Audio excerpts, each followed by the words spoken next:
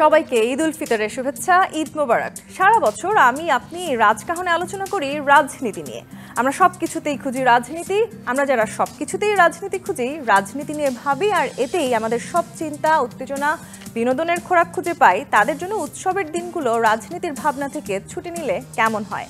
এসবের বাইরেও রাজনীতিবিদদের মাঝে যে বন্ধুত্ব আছে, বৈরিতা সহ আছে নানান সম্পর্ক, কেমন হয় সেই বন্ধুত্বগুলো? রাজনীতিবিদদের বন্ধুত্বের আদ্যপান্ত খোঁজার চেষ্টা করব আজ ঈদের এই বিশেষ রাজকাহনে।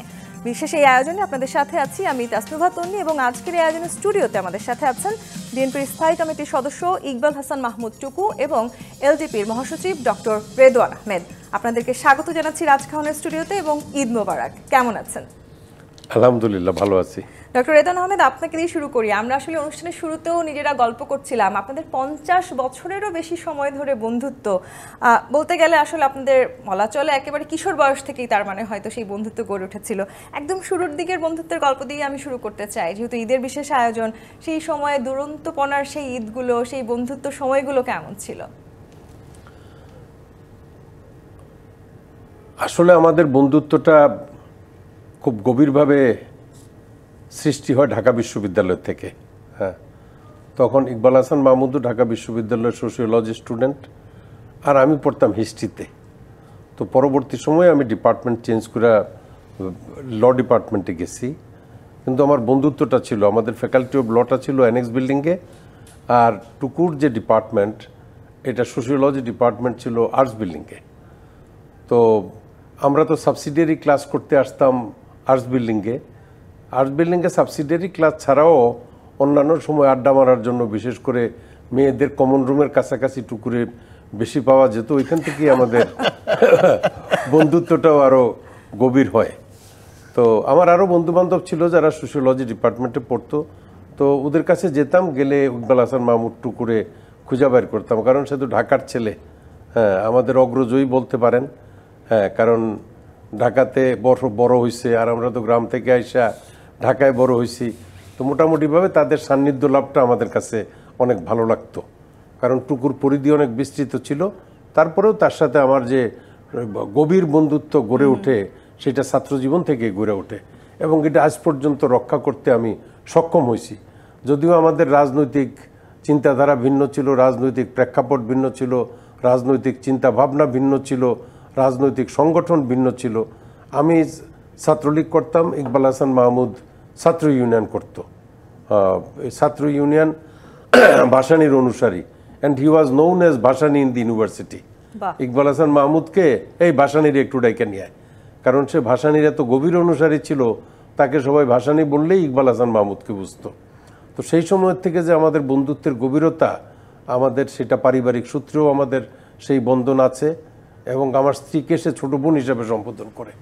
এর কারণ হলো, ওর ডিপার্টমেন্টে আমার এক বন্ধু ছিল, যদিও টুকুর 1 বছরের জুনিয়র, শাহজাহান চৌধুরী।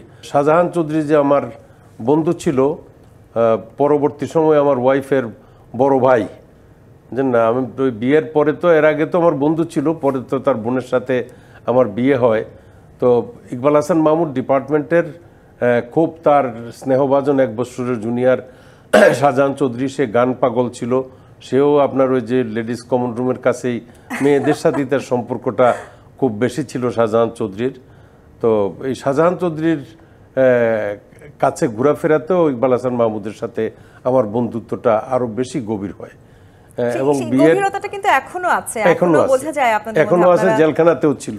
হ্যাঁ, একসাথে জেলও কেটেছেন, ঠিক গল্পে আমরা আসবো, কিন্তু বোঝা যাচ্ছে আপনারা খুব দুর্দান্ত একটা সময় পার করেছেন। ইকবাল হাসান মাহমুদ টুকু এই যে মানে একেবারে যখন তরুণ সময় আসলে বিশ্ববিদ্যালয়ে পড়ছেন, যে গল্প বলছিলেন তরুণ না, তো সবচেয়ে বড় কথা হচ্ছিল যে আমাদের ওর সাথে যখন আমার পরিচয়, বন্ধুত্ব, আমি এখনো খেয়াল করতে পারি না কবে থেকে তুমি হয়েছে, তুমি থেকে তুই হয়েছে, আমি এখনো খেয়াল করতে পারি না। তবে বাস্তব হলে যে আমরা তুই বলতাম আর কি। তখনকার দিনে যে বিউটিটা ছিল, সেটা হচ্ছিল যে এখানে রাজনীতিটা মুখ্য ছিল না। রাজনীতির মাঠে, রাজনীতি বটতলায়, রাজনীতির ডিবেটে, কিন্তু বন্ধুত্বটা ছিল হলো সর্বজনীন। সেখানে পলিটিক্স ম্যাটার করতো না, তখন বন্ধুত্বটাই ছিল বড় জিনিস আর কি। আর ও বললো না যে আমার লেডিস এই কমন রুমের সামনে পাওয়া যেত, তো আমাকে পাওয়া যেত, ও যেত কেন ওখানে? এই প্রশ্নটা আমিও আসলে ভাবছিলাম করব কিনা।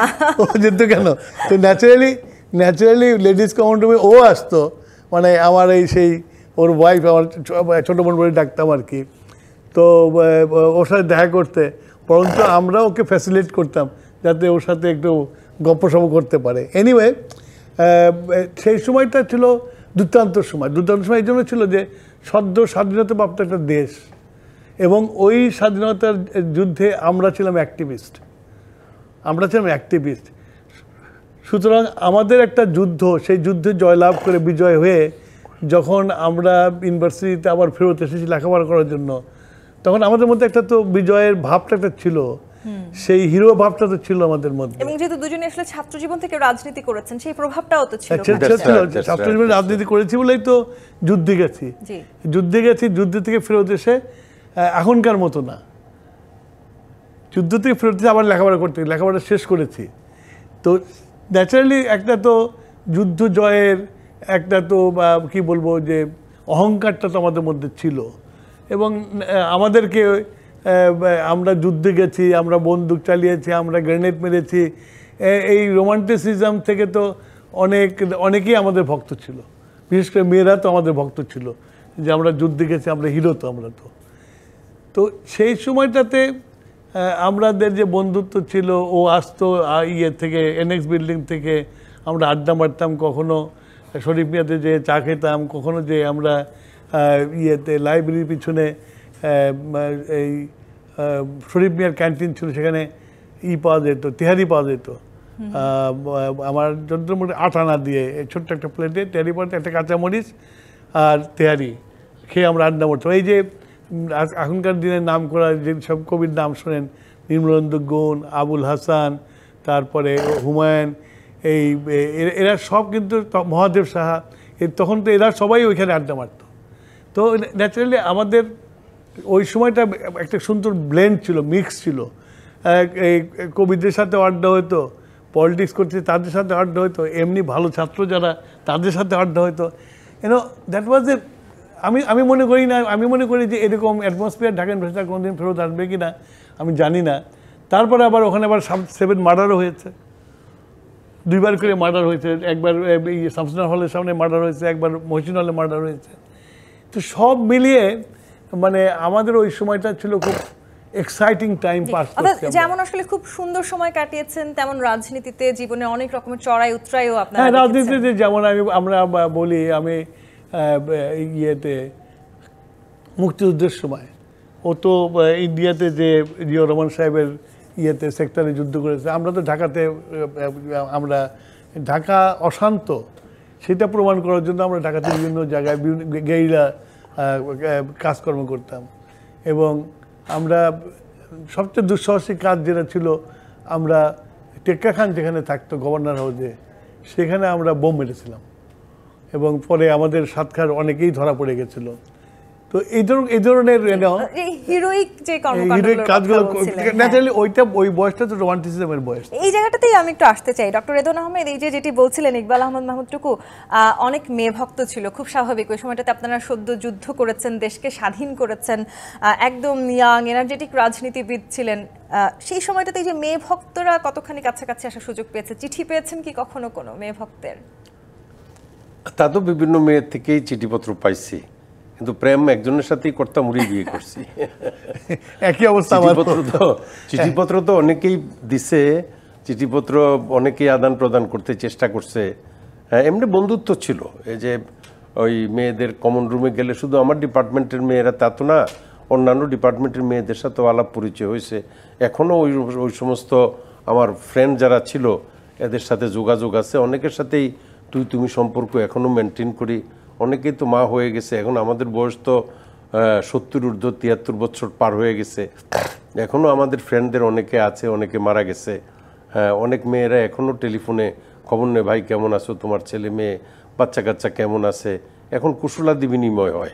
সেই সময় ইউনিভার্সিটি জীবনে যেরকম আমার পেছনে মেয়েরা ঘুরতো বা মেয়েদের পেছনে আমি ঘুরতাম, সেই অবস্থা তো এখন আর আমাদের নাই, বুঝছেন না। তারপরেও এখন ছেলে মেয়েদের যুগ, ছেলে মেয়েরাও তো বড় হয়ে গেছে, আমরা দাদা নানা হইছি না। আমার নাতিনও ইউনিভার্সিটিতে যাবে এই 6 মাস পরে। তো এখন তো ওইরকম বয়োবৃদ্ধ আমরা, কিন্তু ইউনিভার্সিটির স্মৃতিগুলো তো অবশ্যই মনে পড়ে। না, দ্যাট ইজ আমি এখনো মনে করি যে আমার জীবনের শ্রেষ্ঠ সময় গেছে, কারণ নর্ডাম কলেজে পড়তাম। নর্ডাম কলেজ স্কুলের চেয়ে খারাপ, আইন কারণে এত শক্ত ছিল নর্ডাম কলেজের, তো স্কুল থেকে যে কলেজে আসছে এটা বুঝতাম না। ঢাকা কলেজের ছাত্ররা বা অন্যান্য আমাদের বন্ধুবান্ধব যারা বিভিন্ন কলেজে পড়তো, বিশেষ করে ঢাকা কলেজে বেশি ছিল, তো তাদের যখন দেখতাম যে তারা ক্লাস ফাঁকি দিচ্ছে করছে, তখন মনে হতো যে আমরা ভুল করেছি জীবনে নর্ডাম কলেজে ভর্তি হয়ে। তো ইউনিভার্সিটি যাওয়ার পরে এরকম হলো যে একটা বন্দিশালা থেকে একটা সাগরের মধ্যে পড়ে গেলাম আর কি। স্বাধীনতা, ক্লাস করলে ক্লাস করলাম, না করলে না করলাম, ইচ্ছা মতো চললাম, একটু নোট দেখে নিলে হয় আর কি। তো আমার আর একটা অ্যাডেড সুবিধা ছিল, যেহেতু আমার বাবার গাড়ি ছিল, তো গাড়ি নিয়ে ইউনিভার্সিটি যেতাম।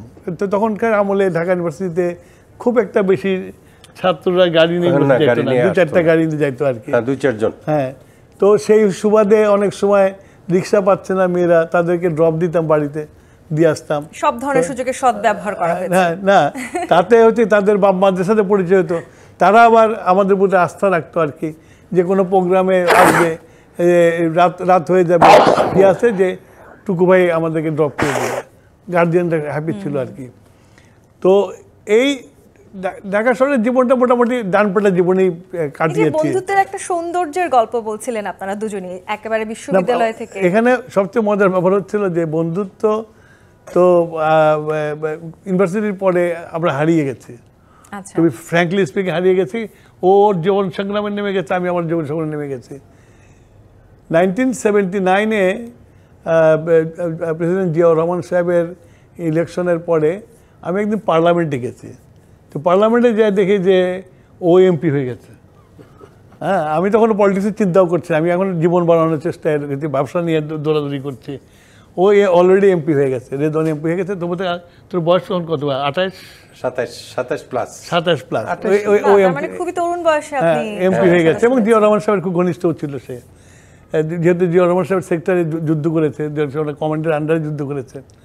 তা আমার আবার সেটা ছিল না, আমরা তো ঢাকায় ছিলাম, ঢাকাতেই যা করার করেছি আমরা। তো ওকে দেখে, এমপি দেখে আমি অবাক হয়ে গেলাম। তারপর তো ও আছে, আমি তখনও বিএনপিতে জয়েন করি নাই, আমি আমার বিজনেস নিয়ে আছি।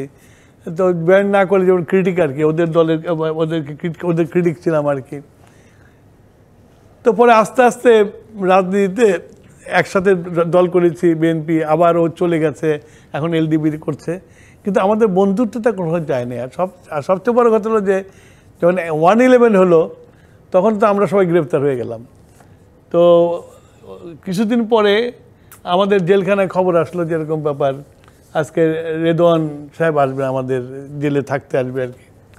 তা আমি তো একটু খুশি হলাম যে বন্ধুর সাথে, যদিও আরও বন্ধু ছিল, সালমান টালমানরা ছিল, ও আসলো। ওর সাথে একটা অ্যাডেড হলো যে ইউনিভার্সিটি জীবনে অনেক সময় একসাথে কাটিয়েছি আমরা, তো ন্যাচারালি ওর প্রতি আকর্ষণ বেশি। তো আমরা দুজন ইয়েতে একই সেলে থাকতাম আর কি, মোটামুটি দুজনের চোখি পাশাপাশি, দুজনের চোখি পাশাপাশি ছিল। আমাদের উল্টা দিকে ছিল এই ড্যামরা সালাউদ্দিন ছিল আর কি।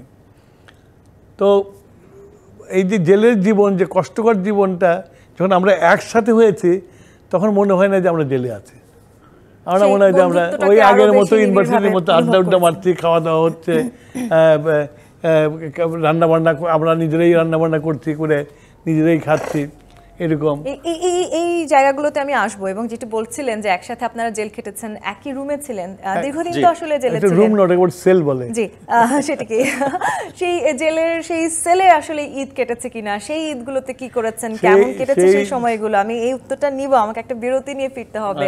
দর্শক, জি ইতিশপাতে ঈদের বিশেষ রাজকাহন থেকে বিরতি নিয়ে ফিরছি, সাথেই থাকুন। ঈদের বিশেষ রাজকাহন দেখছেন, নিবেদন করছে জিপিএইচ ইস্পাত।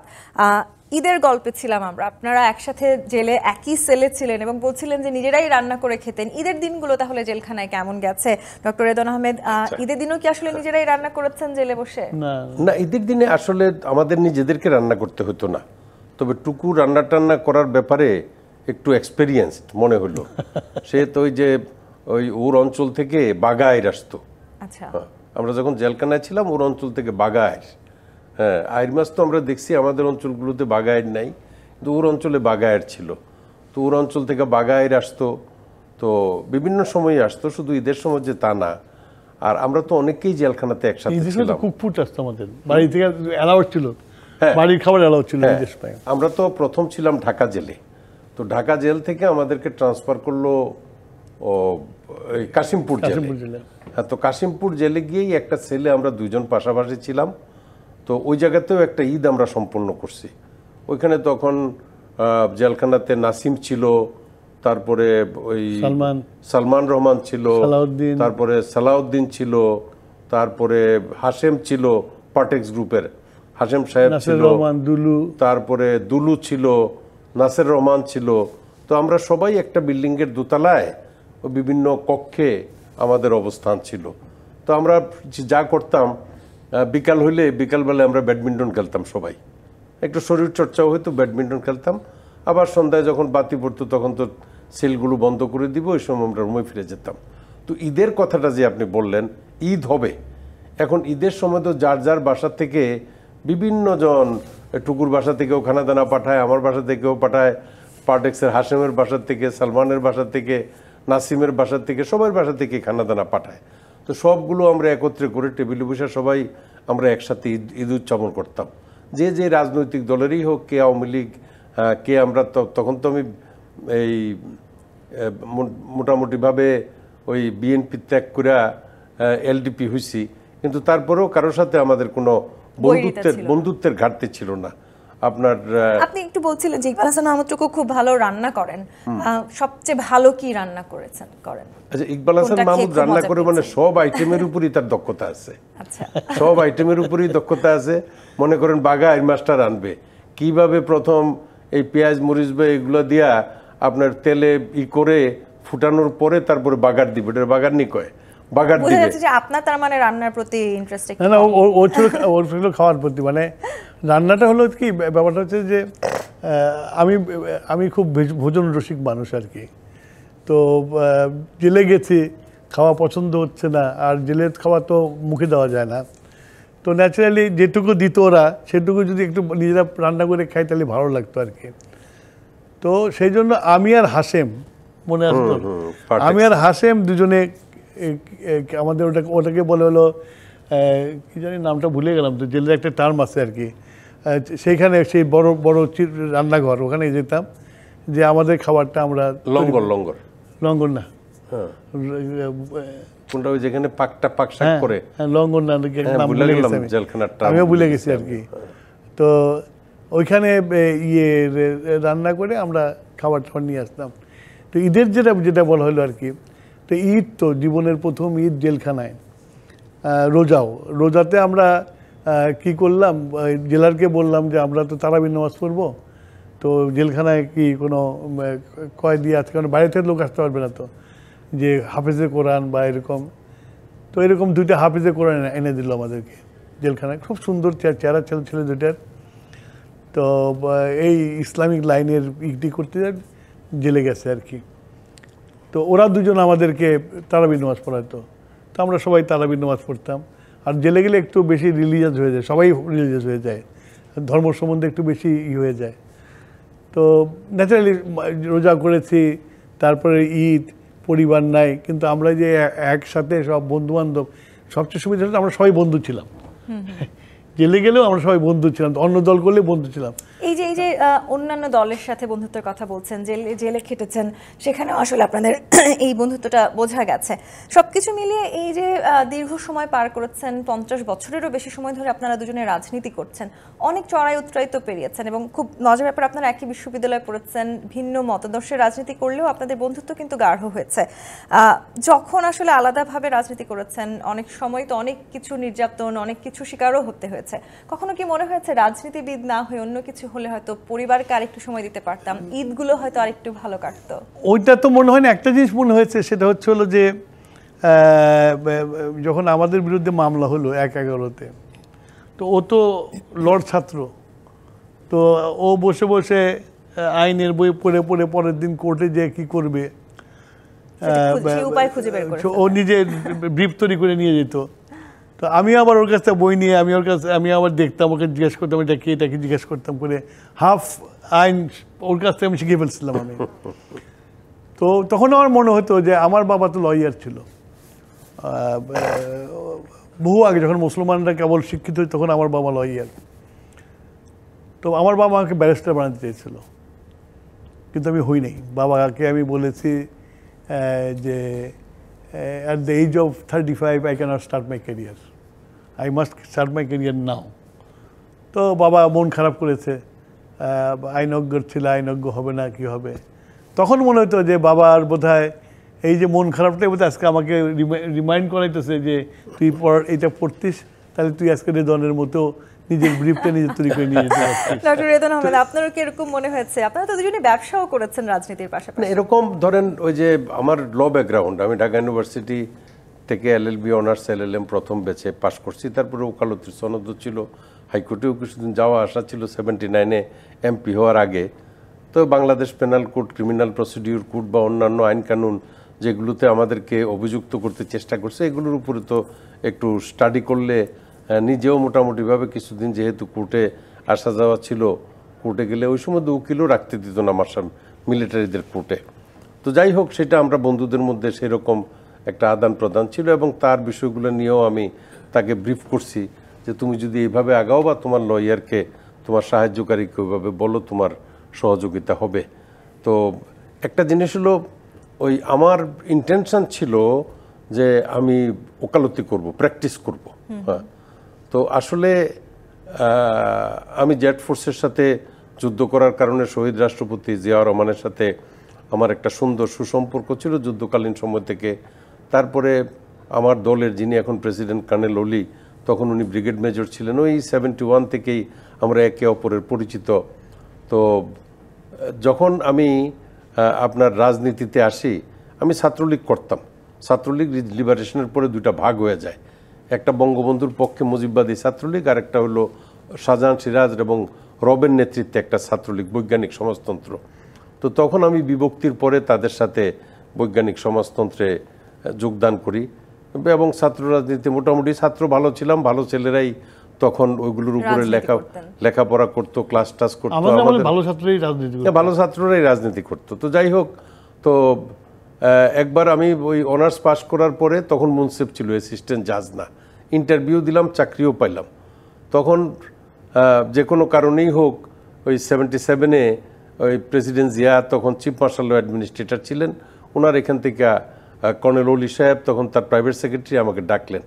ডাকার পরে আলাপ আলোচনা হলো, কিন্তু তখন ওই জাসদের ছাত্রলীগ থেকে একটু জিয়াউর রহমানের আদর্শের প্রতি শ্রদ্ধা রেখে তার সাথে রাজনীতি করার ব্যাপারেই নীতিগতভাবে সিদ্ধান্ত নিলাম।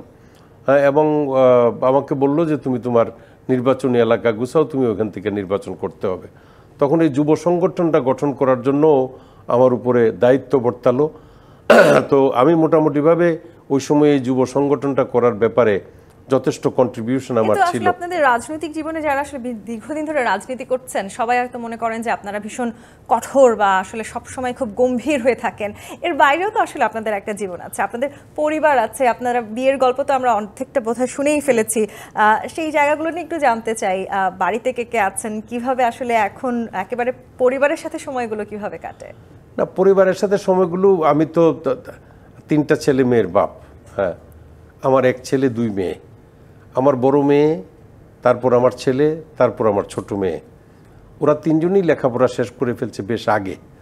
তো আমার বড় মেয়ে ইংল্যান্ডে লেখাপড়া করছে, ইংল্যান্ডের ইউনিভার্সিটি অফ উলভারহ্যাম্পটন থেকে ফাইন আর্টসে সে মাস্টার্স করছে। তারপরে ছেলে এই আমেরিকার স্টেট ইউনিভার্সিটি থেকে মাস্টার্স করছে পাবলিক অ্যাডমিনিস্ট্রেশনে, এখান থেকে সে IUBT থেকে ব্যাচেলার করছে, একদম প্রথম ব্যাচের। তারপরে ছোটো মেয়ে কলম্বিয়া ইউনিভার্সিটি থেকে সে মাস্টার্স করছে, এখন সে আমেরিকাতেই সেটেল, ছোটো মেয়ে আমেরিকাতেই আছে। আর আমার ছেলে আমার সাথে আছে, ছোটোখাটো ব্যবসা বাণিজ্য আমার যা আছে সেগুলো সে দেখাশোনা করে। এর বাইরেও সে IUBT একটা ইউনিভার্সিটি আছে, ওই ইউনিভার্সিটিতে শিক্ষকতা করে, পার্ট টাইম শিক্ষকতা করে, ব্যবসা বাণিজ্য আছে যেহেতু, পার্ট টাইম শিক্ষকতা করে। আর বড় মেয়ে তার এই যে ফাইন আর্টসের উপরে তার আবার ক্র্যাপ ভিলেজ একটা প্রতিষ্ঠান এই সামাজিক কাজকর্ম করার জন্য একটা প্রতিষ্ঠান সে খুলছে, ওটা এনজিও টাইপ, ওটা মেয়েদেরকে নানাভাবে প্রশিক্ষণ দেয়। মেয়েদের আপনার ওই যে এই গ্রামের মেয়েদের স্যানিটাইজেশন বা প্রেগনেন্সির পরে তাদের বাচ্চা কাচ্চাদের মানুষ করার জন্য যে সমস্ত কার্যক্রমগুলো আছে এগুলোর উপরে গ্রামে সে সপ্তাহে 3 দিন থাকে। আমার গ্রামে ওইখানে তার 2.5 একর জায়গা। গ্রামের সাথে আসলে এখনো যে শেকড়ের টান সেটা আপনাদের দুজনেরই রয়ে গেছে, সেটা না, অনেকটাই গ্রামের সাথে বোঝা যাচ্ছে। সম্পর্ক তো থাকতেই হবে, বিকজ আমাদের তো কনস্টিটিউয়েন্সি আছে, নির্বাচনী এলাকা আছে। হ্যাঁ, এই জায়গাটাতে ইকবাল আসলে হাসান গ্রামের মাহমুদ মানুষই তো আমাদের কপালের মুকুট। এই যে গ্রামের মানুষের কথা বলছিলেন, আপনিও বলছিলেন যে ঈদের দিনগুলোতে এখন হয়তো আপনার খুব বেশিরভাগ সময় এলাকাতেই গিয়ে ঈদ করা হয়, তখন কি পুরো পরিবার মিলে যাচ্ছেন একসাথে? আপনাদের তো আসলে পরিবার বলতে শুধু একেবারে নিজের যে পরিবার তা নয়, নিশ্চয়ই না গ্রামের না, আমাদের পুরো সাধারণ জনগণ সবাই আমার মিলেই আমার যেটা পরিবার। হচ্ছে যে আমি আমার বিয়ের পর থেকে আমি আমার ঈদটাকে 2 ভাগে ভাগ করে ফেলেছিলাম। একটা হচ্ছিল যে রোজার ঈদটা আমি, যেহেতু আমার শ্বশুর শাশুড়ি সবাই এখানে থাকতে, তো ন্যাচারালি আমার ওয়াইফ চাইতো যে মা বাবার সাথে ঈদ করবে, সেই জন্য ওই নিয়ম হয়ে গেছে রোজার ঈদটা আমি এখানেই করি আর কি। আর কোরবানি ঈদটা যেহেতু বাড়িতে কোরবানি হয়, এবং এই কোরবানি যে আমার আমল থেকে তা তো না, আমার দাদার আমল থেকে কোরবানি হয়ে আসছে আর কি।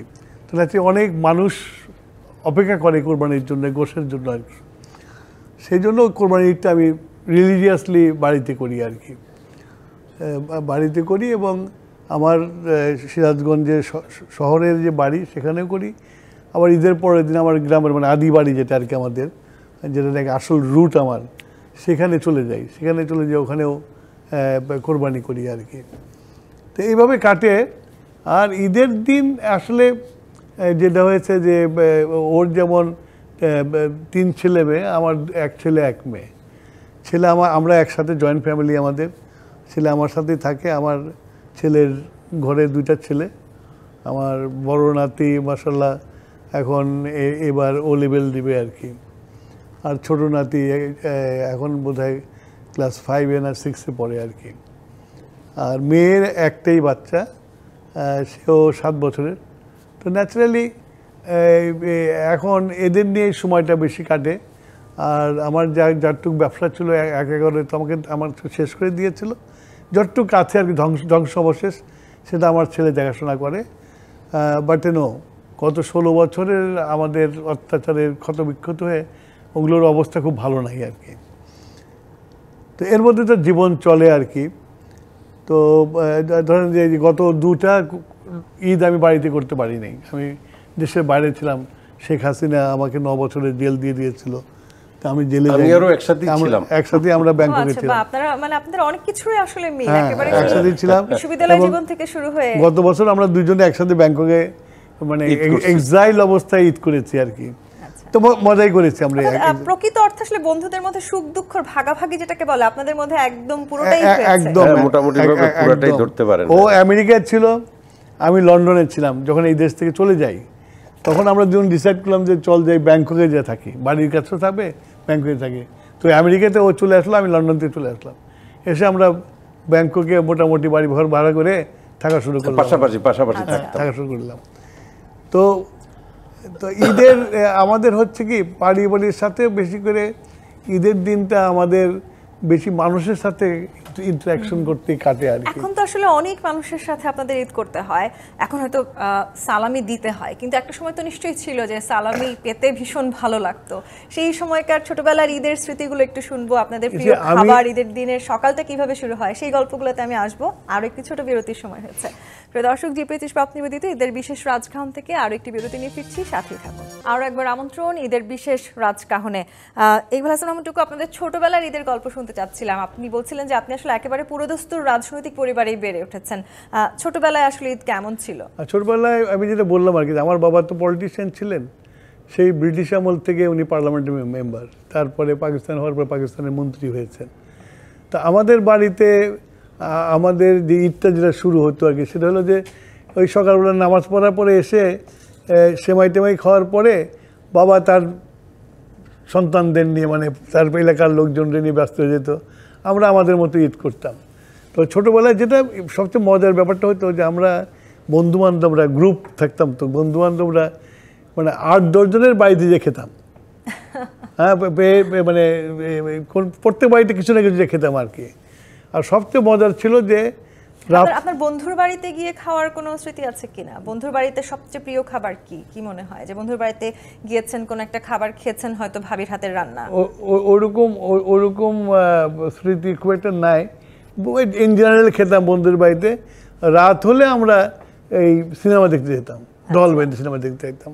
দ্যাট ওয়াজ ঈদের দিনের ফুর্তি ছিল আর কি। আর এখন যেটা হয় আর কি, এখন যেটা হয় যেমন ঢাকা শহরে থাকা হয় না ঈদের দিন, আমরা এলাকায় চলে যাই, ও এলাকায় চলে যাই, সুতরাং আমাদের যে ঈদের ইন্টারাকশনটা আমাদের খুব একটা হয় না। জি, এরপরে আসলে এখন তো আপনাদের নাতি নাতনিরা আছে, ডক্টর রেদওয়ান আহমেদ আপনিও নাতি নাতনিদের গল্প বলছিলেন, এখন তো আসলে সালামি খুব বেশি দিতে হয়, কিন্তু কোনো না কোনো সময় তো আসলে সালামি পাওয়ার যে ইচ্ছাটা সেটা খুব প্রকট ছিল, সেরকম কোনো মজার স্মৃতি আছে? না, সালামি পাওয়ার ইচ্ছা তো ছোটবেলায় যখন গ্রামে থাকতাম, সেলাম করলে বাপ মা কিছু পয়সাপাতি দিত, তখন তো আনা 2 আনা ছিল, বুঝছেন না, টাকা না, সেটা তো ওই 50-এর দশকের কথা।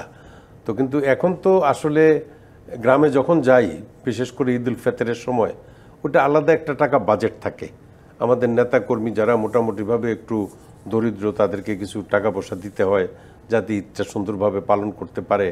তারপরে ঈদের দিন তো নামাজ পড়তে যাই আমি আমার ছেলে নাতি নাতকু নিয়ে ঈদগাতে।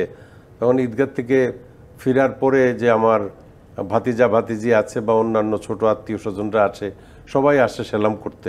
তো টাকা পয়সা মোটামুটিভাবে খুচরা করে রাখি, 500 টাকার নোট, 100 টাকার নোট, 1000 টাকার নোট, ওইভাবে রাখি। তো যাকে যেটুকু দেওয়ার সেলামি এইটুকু তো আমাদের দিতে। ঈদের দিনে প্রিয় খাবার কি আপনাদের?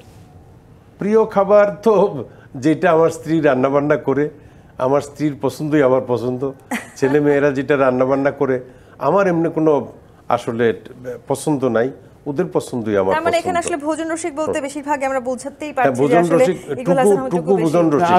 আমি কোন আইটেমটা কিভাবে পাক করবে না করবে ওইটা সে একদম প্রেসক্রাইব করে দেয়। হ্যাঁ, আমি ভোজন রসিক। আমার হচ্ছিল যে তার আগে আমি একটা কথা বলিনি, আমাদের আমাদের আমাদের ছোটোকালের যে ট্রেডিশনটা তোমাদের জানা দরকার। সেটা হচ্ছিল যে আমাদের ছোটোকালে যে ঈদ মানে রোজার ঈদ, জি, রোজার ঈদে আমাদেরকে নতুন কাপড় দেওয়া হতো, নতুন জুতা দেওয়া হতো। তো আমরা রোজার ঈদে সেই কাপড়টা পরতাম, একদিনই পরতাম, তারপরে লন্ড্রি করে ভাঁজ করে রেখে দিতাম কোরবানি ঈদে পরার জন্য। কোরবানি ঈদে আমাদের কিছু দেওয়া হতো না, কোরবানি ঈদে কোরবানি দেওয়া হবে, সুতরাং তোমরা নতুন কিছু পাবা না। তো এই পুরানটাই আবার পরতাম, সেই জুতা সুন্দর করে মানে মুছে টুচে রেখে দিতাম, কাপড় রেখে দিতাম। তারপরে বড় হতে হতে যখন কলেজ টলেজ চলে গেছে, তখন আর ওই ইন্টারেস্টটা চলে গেছে, কাপড় নতুন কাপড় টাপড়ে তখন ইন্টারেস্ট হয়ে গেছে। তখন আমরা পুরা দোস্ত পলিটিক্সে ইনভলভ হয়ে গেছি। বিশেষ করে আমি তোমার এই কী বলে, যেহেতু কমিউনিস্ট আন্দোলনের সাথে জড়িত হয়ে গেছি, তখন আমার কাছে এগুলো সব কোনো মূল্য ছিল না আর কি। আর ঈদে যখন নিজের জীবন শুরু করেছি, নিজে ব্যবসা বাণিজ্য করা শুরু করেছি তখন আমার ঈদটা হচ্ছিল যে একটা মানে খাওয়ার একটা ব্যাপার আর কি। আমি রোজার ঈদেও তোমার খাসি জবাই করতাম, বাড়িতে খাসি জবাই করি, গরু জবাই করতাম। আমরা 5-7 বন্ধু মিলে ঢাকাতে, আমার সব বন্ধুগুলো মারা গেছে যাদের সাথে করতাম আর কি না। তো আমরা ভাগ করে নিয়ে ওই ঈদের আগের রাত্রেই এসব রান্না বান্না হতো আর কি।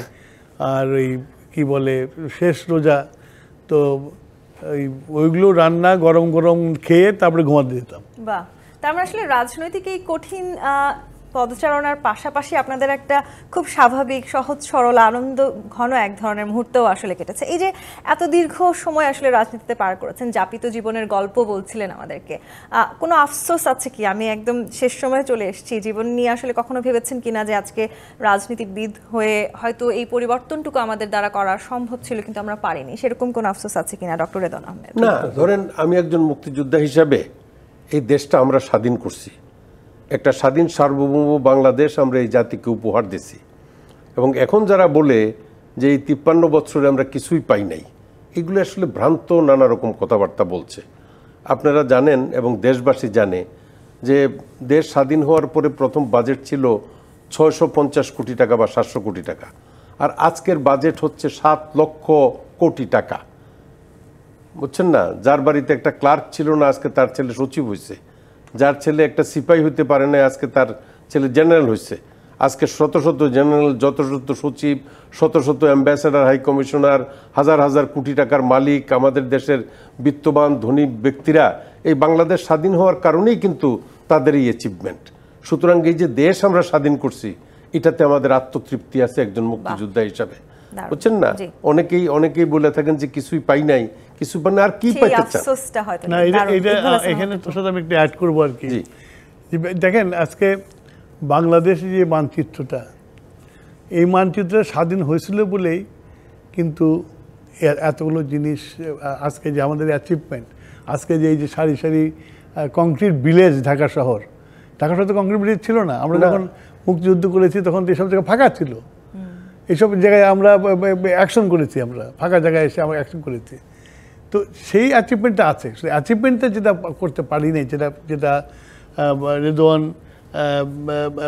বলে নাই, সেটা হচ্ছে যে অ্যাচিভমেন্টটা করতে পারি নাই যে একটা সুষম বন্টন দেশের যে হওয়া দরকার ছিল, যার জন্য আমরা যুদ্ধ করেছিলাম, আমরা সেটা করতে পারিনি আমরা, 1 নম্বর। 2 নম্বর হলো যে আজকে আমরা যে মুক্তিযুদ্ধে গেছি, ধরেন আজকে যদি রেদওয়ান বা আমি যদি কেউ মারা যেতাম, আমরা যদি মুক্তিযুদ্ধে, কে স্মরণ করতো আমাদের? আমি কি এখানে বসে কথা বলতে পারতাম বা রেদওয়ান এসে কথা বলতে পারতাম? প্রশ্নই আসে না। কিন্তু দুঃখ লাগে আমি যখন দেখি, আমি কিছুক্ষণ আগে ওই ইয়েতে এই রুমে বসেছিলাম, তখন দেখলাম যে দ্বিতীয় স্বাধীনতা, একটা জাতি একবার স্বাধীন হয়, 2 বার স্বাধীন হয় না। একটা জাতি একবার স্বাধীন হয়। পাকিস্তানের উপনিবেশ ছিলাম, আমরা যুদ্ধ করেছি, লক্ষ লক্ষ মা বোনের ইজ্জত দিয়েছে, লক্ষ লক্ষ ভাই বোনের মুক্তিযোদ্ধারা তার জীবন দিয়েছে। এই রক্তের বন্যায় আমাদের লাল সবুজ পতাকা এসেছে। হ্যাঁ, সিস্টেম ফেল করেছে, সিস্টেম আমরা এস্টাবলিশ এখনও করতে পারিনি আমরা। এখনও আমাদের রিফর্মের কথা বলতে হয়, এখনও আমাদের রিফর্মটা তো যুগ উপযোগী হতেই হয় সবসময়, নাহলে নামলে তো হবে না। কিন্তু একটা গণ উদ্ভুত্থান, আমাদের দেশে গণ উদ্ভুত্থান অনেক হয়েছে। 69 আমরা গণ উদ্ভুত্থান করেছি, 52 থেকে শুরু করো না, 52 হয়েছে, 69 হয়েছে, তারপরে 91 হয়েছে, এবার হয়েছে। তো এখন ব্যাপার হচ্ছিল যে গণ উদ্ভুত্থান স্বাধীনতা হইতে পারে না। স্বাধীনতার যুদ্ধ, যে স্বাধীনতা আপনাকে একটা পতাকা দেয়, যে স্বাধীনতা আপনাকে একটা কনস্টিটিউশন দেয়, সেটাই হলো স্বাধীনতা। দ্বিতীয় স্বাধীনতা যারা বলে, তারা স্বাধীনতার যুদ্ধের সময় বিরোধিতা করেছে। সেই জন্য ওই স্বাধীনতার যে স্বাদ, প্রথম স্বাধীনতার যে স্বাদ, তখন তারা বিরোধিতা করেছে, কোলাবোরেট করেছে, অক্সিলারি ফোর্স হয়েছে। তারা এখন দ্বিতীয় স্বাধীনতা বলে সে স্বাদ নিতে চায়। এইটাই আমাদের ব্যর্থতা।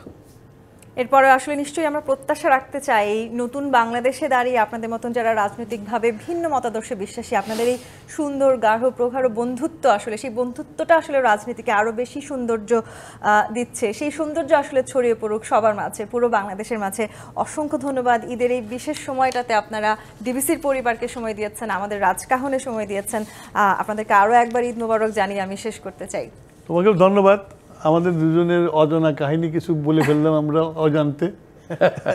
অসংখ্য ধন্যবাদ। পুরোটা বলাই হয় নাই। আমরা নিশ্চয়ই আরো একদিন হয়তো আপনাদের সাথে কোনো একদিন নিশ্চয়ই আবারও আড্ডা দেব এবং সেদিন হয়তো বাকি অজানা গল্পগুলো আমরা শুনবো। দর্শক, আজকের মতো বিদায় নিচ্ছি জি25 পত্নী বিদ্যুৎ ঈদের বিশেষ রাজকাহন থেকে। ডিবিসির সঙ্গেই থাকুন। আরো একবার ঈদ মোবারক।